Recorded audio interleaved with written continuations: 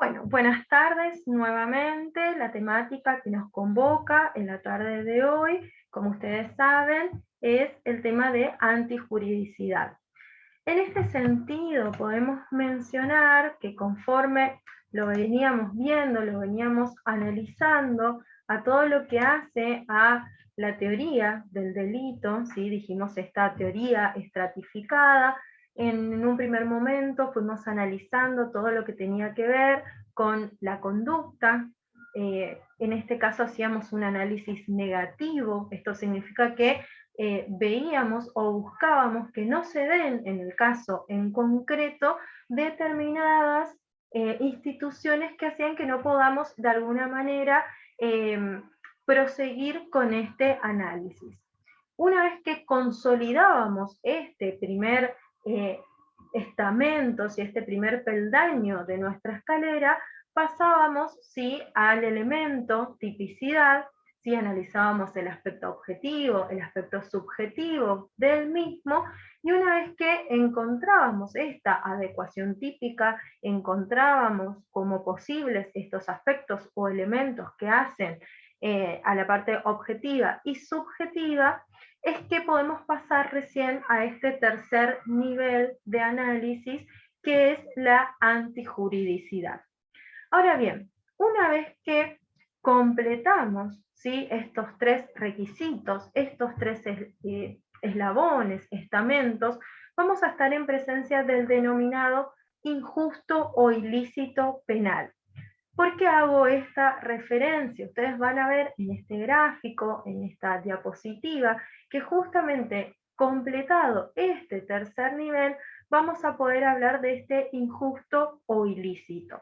Ahora, cuando avancemos un poco en el desarrollo de esta temática, vamos a encontrar por qué resulta de alguna manera conveniente o cuál es la importancia para la doctrina ¿sí? De estos tres niveles, inclusive antes de completar la culpabilidad. Piensen ustedes que sin completar el estamento culpabilidad no vamos a poder hablar de delito. Sin embargo, completado este tercer estamento, sí vamos a estar en presencia ante un injusto o ilícito penal, ¿sí? Resulta preponderante poder significar esta cuestión, ¿sí? Para bueno, poder avanzar en esta temática. Obviamente, en esta cuestión de la antijuridicidad, vamos a encontrar algunos autores que van a referir que todo lo que tenga que ver con aspectos o cuestiones objetivas van a estar en la antijuridicidad, mientras que todo aquello que tenga que ver con elementos o la parte subjetiva se va a cargar o va a estar más bien vinculada a la culpabilidad.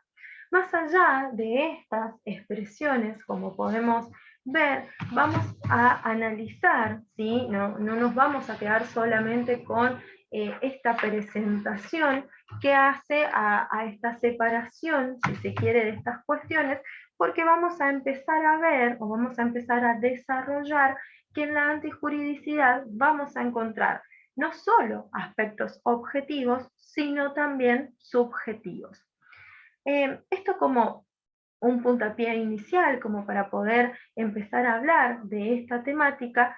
Sin embargo, ¿sí? Más allá de que con este elemento de antijuridicidad completemos el denominado injusto o ilícito penal, recuerden que estábamos diciendo que tenían que ser tres los estamentos o eslabones, no debemos confundir el término, el concepto antijuridicidad con el de injusto, ¿sí?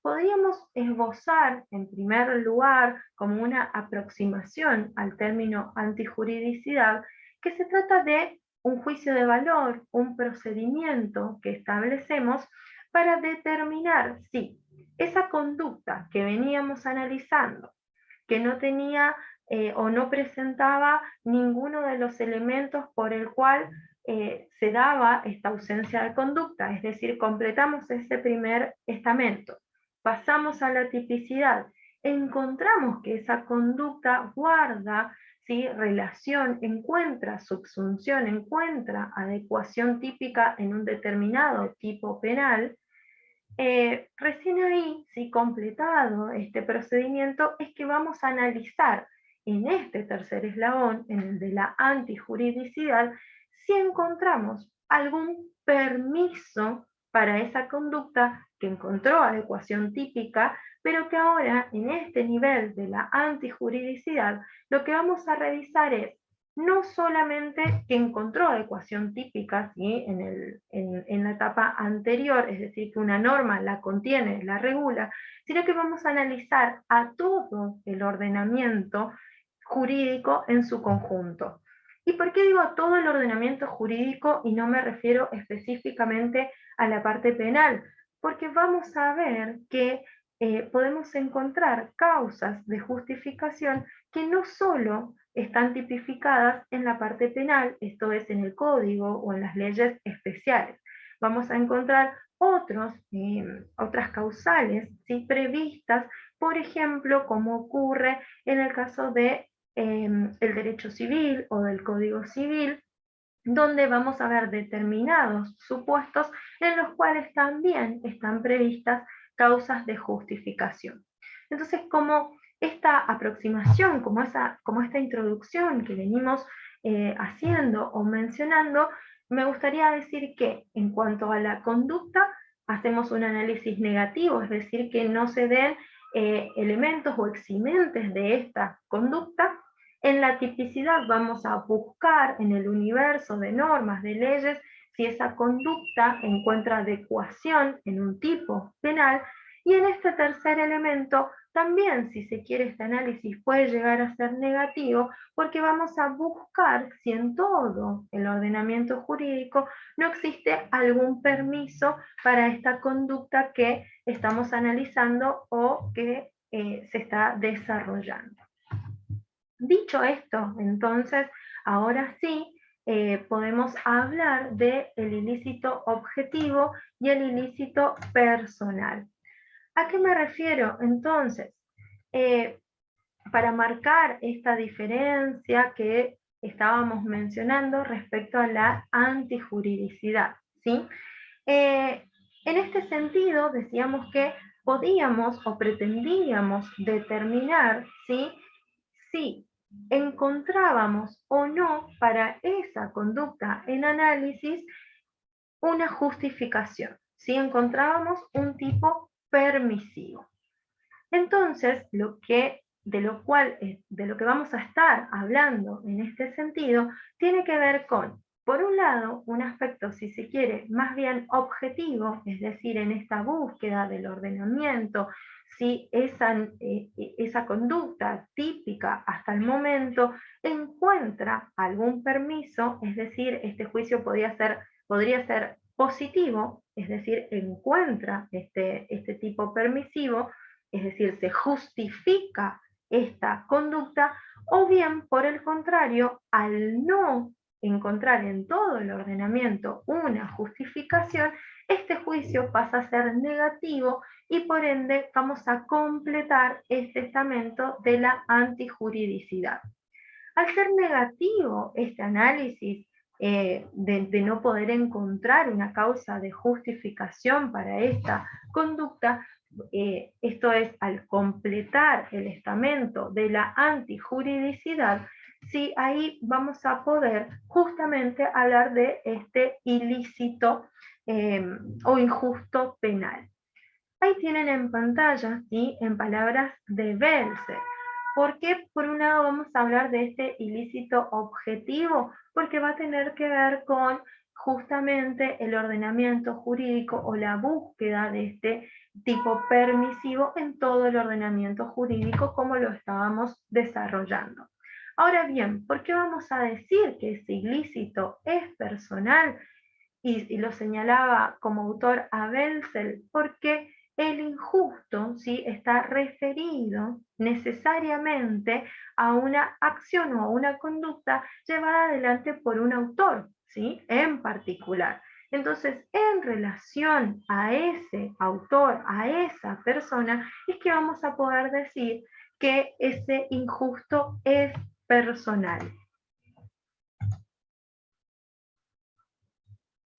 De esta misma manera podemos predicar de la antijuridicidad dos acepciones, si se quiere. Una es la antijuridicidad formal, mientras que la otra es la material.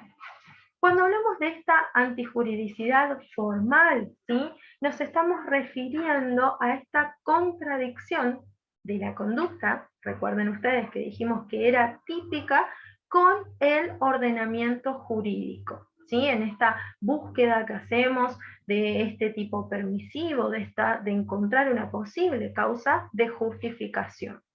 Ahora bien, por otro lado, podemos hablar de la antijuridicidad material, si se quiere, en contraposición de lo que es la antijuridicidad formal, y que tiene que ver ya más bien con una conducta en particular que obviamente lesiona a un bien jurídico y que además causa un daño social.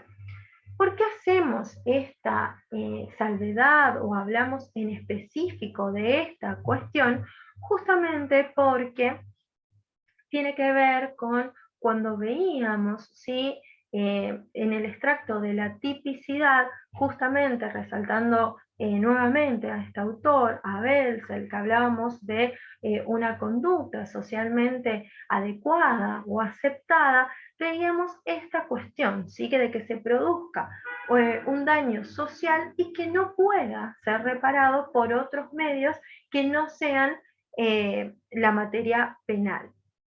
Ahora bien, no solamente de esta antijuridicidad material vamos a ver estos dos elementos, lo que tenga que ver con este bien jurídico y esta cuestión del daño social, sino también que nos va a permitir o va a traer aparejado una serie de elementos, ¿sí?, quizás a través de la doctrina específicamente, y que van a servir para este análisis que venimos haciendo de la conducta.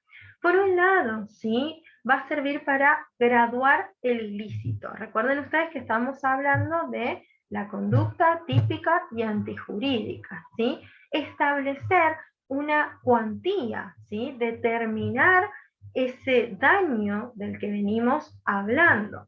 Y al cuantificar este daño, también lo que hacemos, o consecuentemente viene aparejado con esta cuantificación, también está el denominado cuantificación o determinación de la pena.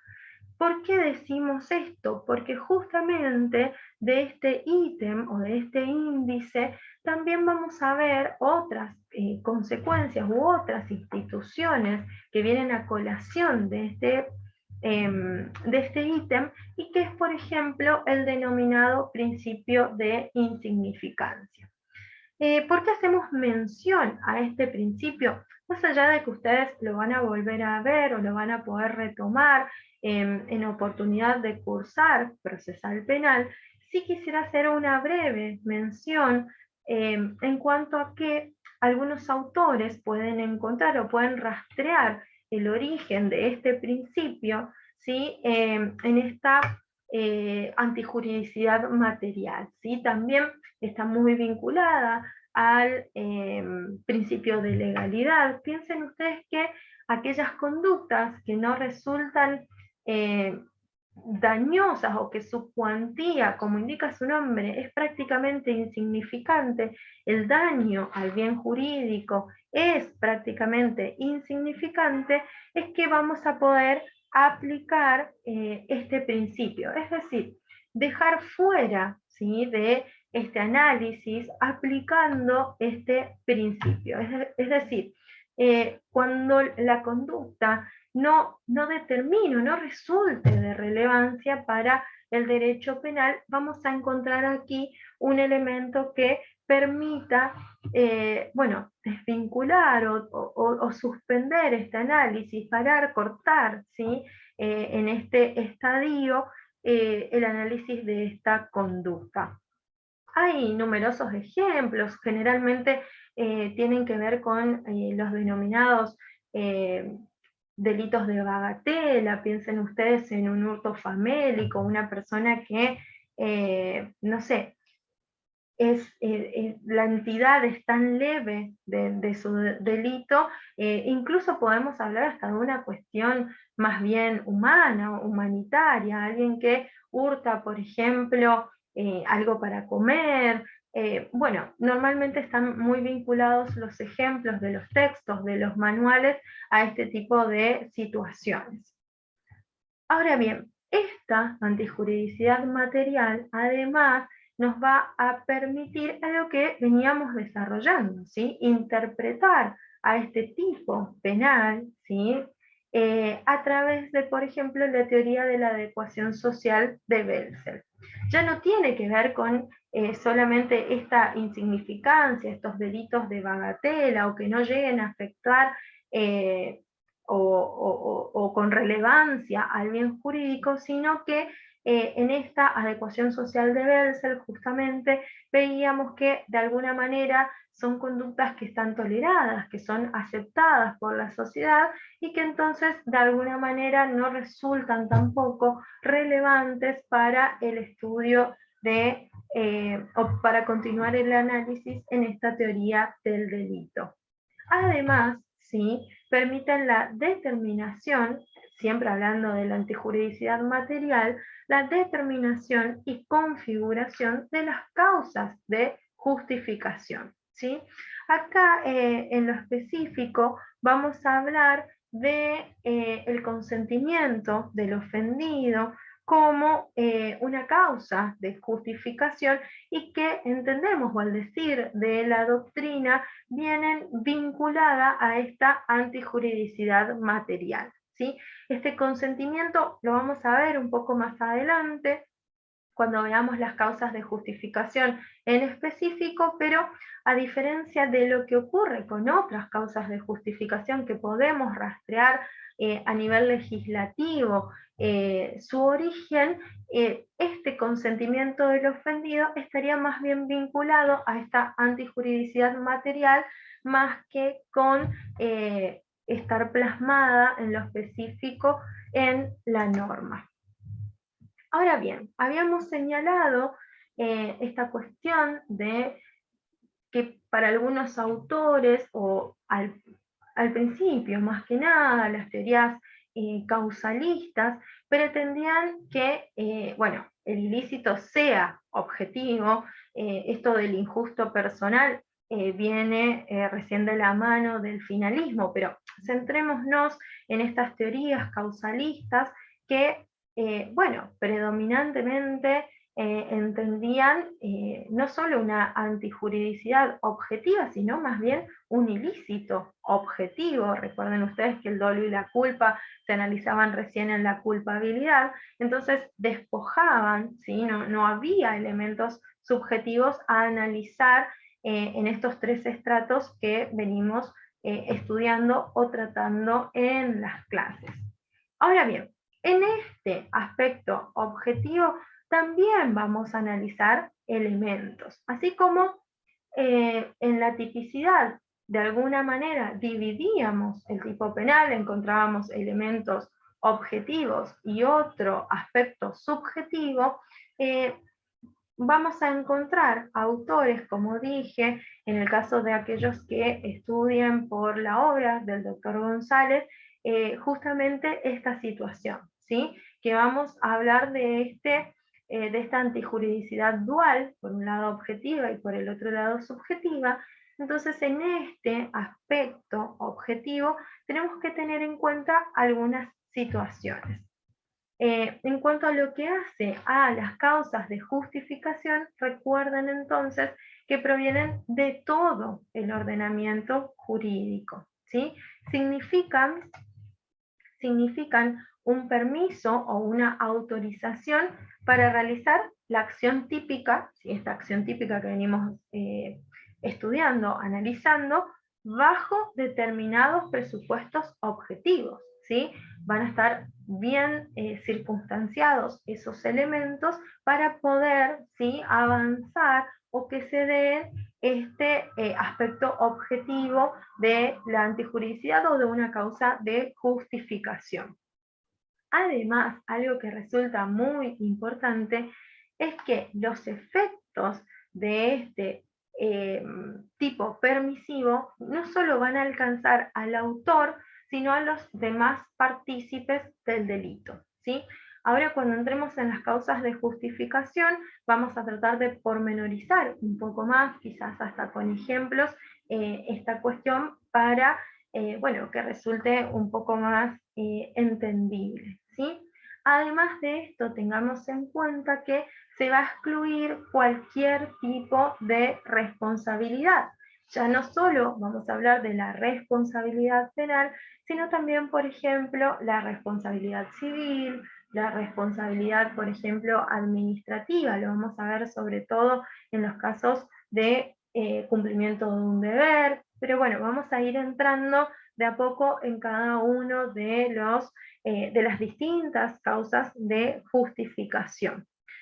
En este punto, de todas maneras, no quiero dejar de mencionar que a veces en sede civil ha ocurrido que en algunos casos aislados, si se quiere, en las sentencias, más allá de hablar de una causa de justificación, sí se estableció algún tipo de resarcimiento por daños y perjuicios, pero más que nada basados en cuestiones de equidad, ¿sí?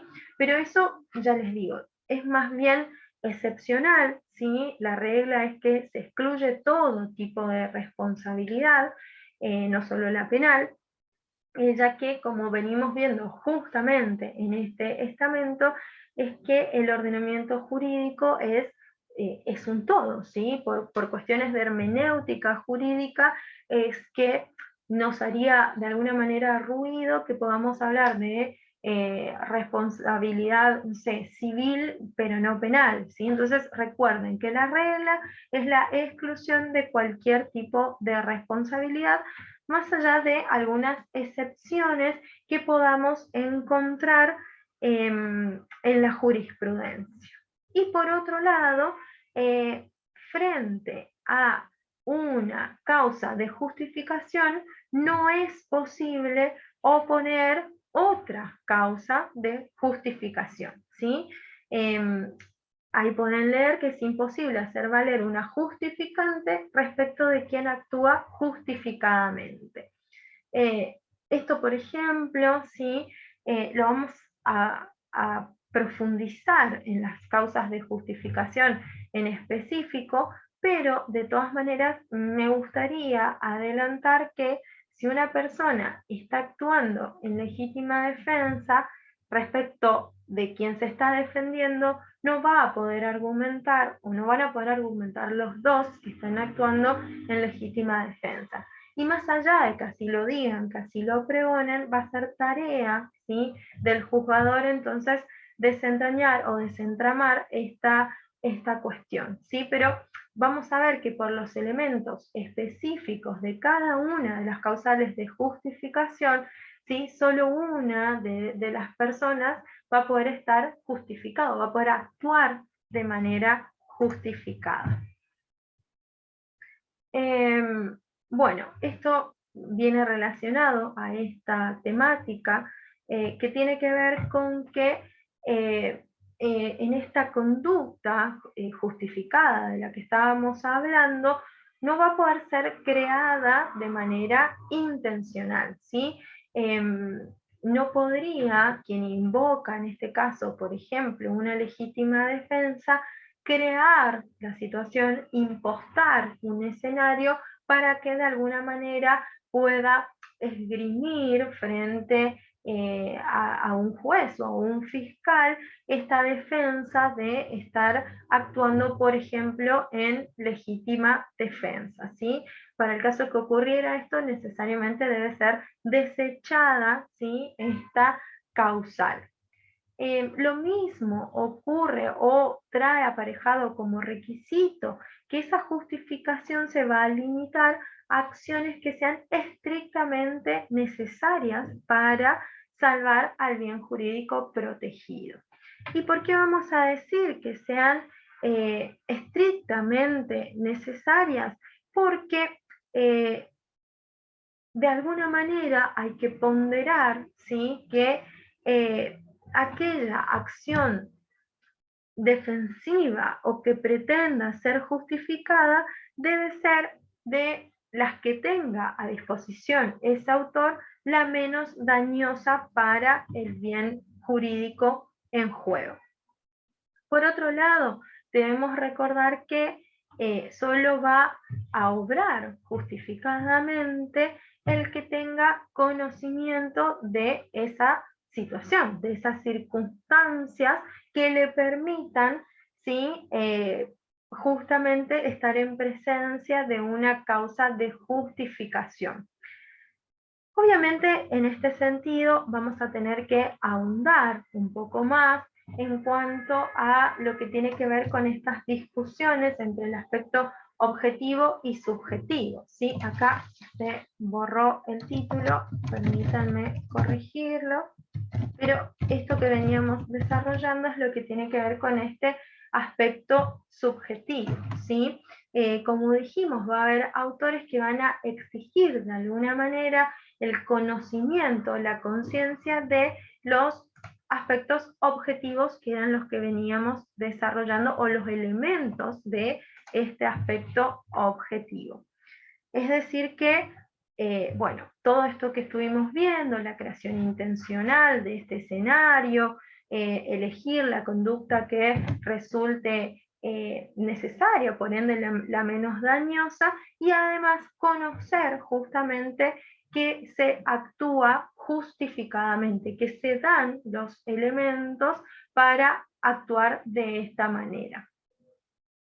En esta instancia, para poder profundizar estos aspectos, tanto objetivos como subjetivos, me gustaría presentarles un caso para que, bueno, podamos ir viendo, ¿sí?, liminarmente de qué se trata este aspecto objetivo y subjetivo.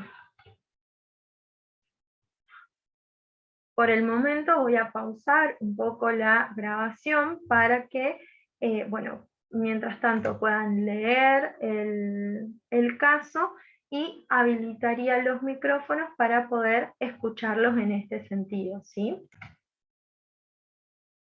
Bien, entonces, en este punto, ¿sí?, dado este caso en particular, donde quizás objetivamente sí se dan los elementos para configurar una causa de justificación, una causal de justificación, lo que ocurre es que el sujeto en análisis a nivel subjetivo no se había representado cada uno de esos elementos objetivos. Sin embargo, siguiendo una solución propuesta por Zaffaroni, Alagia y Slokar en su manual, en su texto, una solución quizás un poco discutida en la doctrina, que tiene que ver con una posición un tanto más bien fuerte, como dije, no tan seguida, porque van a resaltar o a poner de relieve que si se dieron los elementos objetivos, poco va a importar, ¿sí?, qué es lo que ese sujeto a nivel subjetivo se haya representado. ¿Por qué? Porque más allá, como dice esta frase, el delito solo ocurrió en su imaginación. Piensen ustedes en este delito de daño, ¿sí? Él imaginó, creó una situación que en el mundo real no se dio. O sea, ese delito de daño terminó estando justificado por salvar la vida a este niño, ¿sí? Entonces, si se quiere, no es tan seguida o representa muchas críticas a nivel doctrinario esta solución, pero me gustaría que ustedes la tengan presente porque, por ejemplo, a la hora de realizar las evaluaciones, recuerden ustedes que podemos estar en presencia o pedírseles a ustedes en esas instancias evaluativas que tomen algún rol específico. Entonces, para aquellos que tengan que hacer de defensor de Juan, ¿sí? Van a tener que tomar partido, por ejemplo, por esta tesitura sostenida por Zaffaroni, Alagia y Slocar. Más allá de que quizás aquellos que tengan que tomar otro rol, piensen ustedes en el fiscal, piensen ustedes en el representante de la víctima o querella, sí van a poder ver otras teorías que vamos a continuar analizando. Para continuar con este análisis, ahora me gustaría que se puedan fijar en este otro caso, a ver cuáles son las posibles soluciones a las que podemos arribar. Bien, en este caso, entonces, la solución es un poco más exigida, si se quiere, para la doctrina. Vamos a ver que, a diferencia de lo que pasaba en el ejemplo anterior o en el caso anterior, quizás aquí no vamos a encontrar objetivamente a cada uno de los elementos de este aspecto, valga la redundancia, objetivo. Sin embargo, vamos a considerar, ¿sí? Por ejemplo, un jurista argentino que bueno, va a tomar partido por estas teorías subjetivistas o que va a ponderar lo subjetivo por sobre lo objetivo, ¿sí? Así como Zaffaroni decía que esta cuestión objetiva iba a ser más importante porque subjetivamente solo en la imaginación existía el ilícito, acá vamos a encontrar una solución en la cual la cuestión subjetiva, esta representación, va a ser mucho más importante o va a poder justificar, más allá de que en los hechos, en la práctica, en la realidad, no se den estos elementos. Entonces, la voluntad de defensa, el querer defender a alguien o defenderse en la legítima defensa, o la voluntad de salvamento en el estado de necesidad, como pasa con el bombero, va a fundamentar, ¿qué cosa? La exclusión del ilícito. Es decir, no vamos a configurar este tercer nivel de análisis, no vamos a completar este estamento de la antijuridicidad, más allá de que en lo objetivo no se den todos los elementos, ¿sí?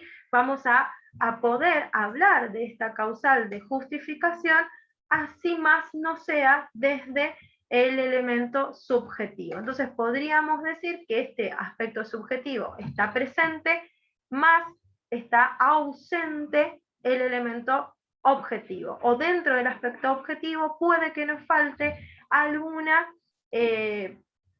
característica o elemento propio que bueno, resulte importante para la configuración de una causal de justificación.